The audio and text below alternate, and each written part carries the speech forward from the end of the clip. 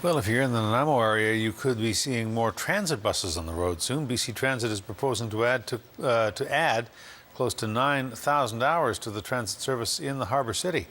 Now, that offer's on the table, with BC Transit picking up 47% of the tab, but the rest would come from local taxes and maybe a fare hike. CTV's Jet Bazzi reports. For now, these buses sit on the lot, empty, but soon they could be pulling off the curb, loaded with passengers. Nanaimo Regional Transit is adding some 9,000 hours to improve its service. So right now we actually are proposed 5,000 hours in conventional service and 3,750 hours in the custom service or handy dirt service. Transit Operations Manager Daniel Pierce says BC Transit staff has proposed the expansion. They will be focusing on maximizing connections and looking to provide more service to the hospital, Departure Bay, Vancouver Island University, and the key employers in town. Really want to make sure that the transfer times are minimized, making sure that it's convenient and the locations of where the travel is going is convenient. Public consultations will be held to verify where services should be improved. Most transit riders say the wait between buses is too long. Being right on the schedule that's put down that they'll be here, and maybe more time because there's really big gaps that people have to wait like half an hour to an hour.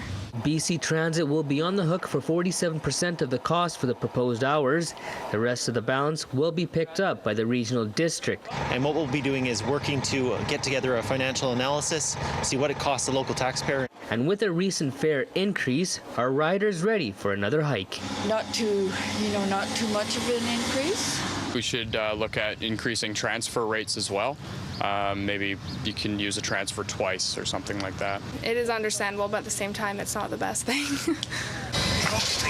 The Nanaimo Regional District Board will decide if there will be a fare hike. City Councillor George Anderson welcomes the proposed hours.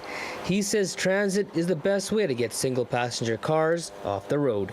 You have to be able to afford it, and I think that the taxpayer are ready to afford it. During the last fare hike, Nanaimo Transit hired 6 new drivers, and for the new hours, they'll be looking to hire a dozen more. Riders say they don't mind a hike if it's reasonable. They would pay a little extra to get to where they're going quicker. Jet Bazzi, CTV News, Nanaimo.